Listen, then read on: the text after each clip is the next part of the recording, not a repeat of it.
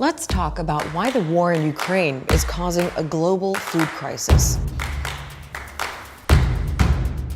Ukraine is one of the world's biggest exporters of grain, essentials like wheat and corn.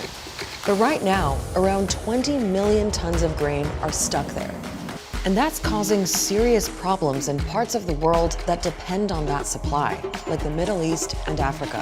Food shortage is not just real, but it's pushing people to the brink of starvation. There is a real risk that multiple famines will be declared in 2022, and 2023 could be even worse. So why is all that grain stuck?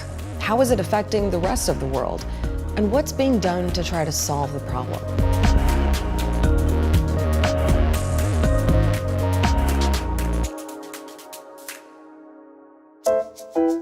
Ukraine is a huge country with a lot of really fertile farmland.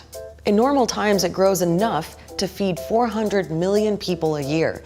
That makes Ukraine a major player in global food markets.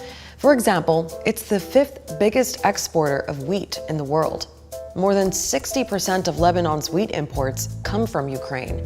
In Somalia, it's almost 50%, and in Tunisia, it's more than 36%. كنت على قليلة قبل ندبر قبل هالحرب وقبل كل يوم ويوم نمشي ندبر كيما نقولوا 50 كيلو 60 كيلو نخدم به. مع جا الحرب مع عادش فما حتى طرف سميد يدور برا. أزمة كبيرة معناتها صارت. Ukraine used to export around 6 million tons of grain every month.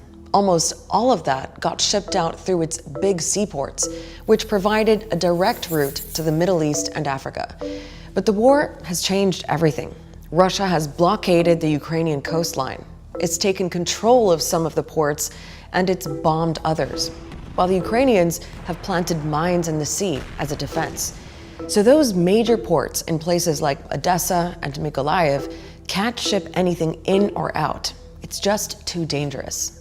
And because nothing's moving, there's a huge pileup of grain which is causing even more problems. The storage silos are full. There's no space for this year's harvest, which is happening now, and farmers aren't getting paid. У нас сейчас в этом складе лежит 2100 тонн пшеницы продовольственной. Продать мы ее не можем. If we cannot sell, we are not bringing money back home, and we don't have cash to produce next season's crop. So with Ukraine's sea routes off the table right now, people have been trying to find alternatives to get the grain out. Some of it's being rerouted to ports in Poland or Romania, taken by train or truck, or through smaller Ukrainian ports on the Danube River. Danube ports were unprepared, they were tiny, they were never supposed to ship that much of grain out of the country. And that's just one issue. There are other big practical challenges, like finding enough trucks and drivers, the high cost of fuel, and the fact that Ukraine's railway tracks are wider than in most of Europe, so they have to unload and reload the trains at the border. It's really the maritime shipping that is key. I mean, it used to handle 90% of the Ukrainian commodity export, and that cannot be compensated by other means of transport. And we can see that in the numbers. Ukraine's gone from exporting 6 million tons of grain every month to just 200,000 in March, and it managed to export about 1 million last month. A bit better, but still a drastic drop compared to before.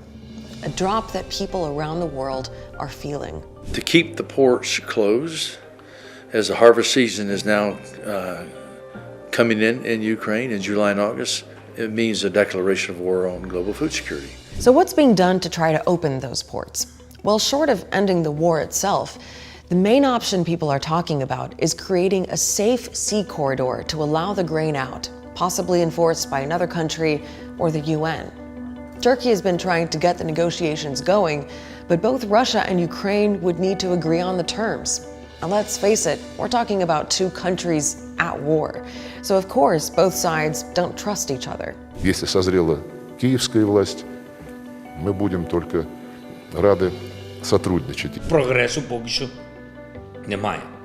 Бо поки не знайдений реальний інструмент, щоб гарантувати, що Росія не атакує їх знову. Adding to the distress is the issue of stolen grain. Ukraine accuses Russia of taking its grain from the areas it occupies and then selling it to other countries, something that Russia denies. Turkey recently seized a Russian ship suspected of carrying stolen grain, but released it a few days later. Ukraine and its Western allies are putting pressure on countries not to buy any Ukrainian grain that's shipped out by Russia. But when supplies are short and prices are sky high, this leaves many countries with very hard choices. Africans, in the assessment, it is a choice between expressing solidarity with Ukraine on one hand, and risking the almost imminent starvation of their populations. And when it comes to that choice, I think Africans are going to pursue a path that is going to ensure they get the food supplies. Food is a basic need, and you don't moralize when you're starving. There are so many ripple effects from the war, but it's hard to overstate just how big the impact of this grain crisis really is. It's not just about shortages, it's also about prices everywhere going up because of the disruption to the global food markets. You've also got the rising price of fertilizer and fuel, and then there's climate change.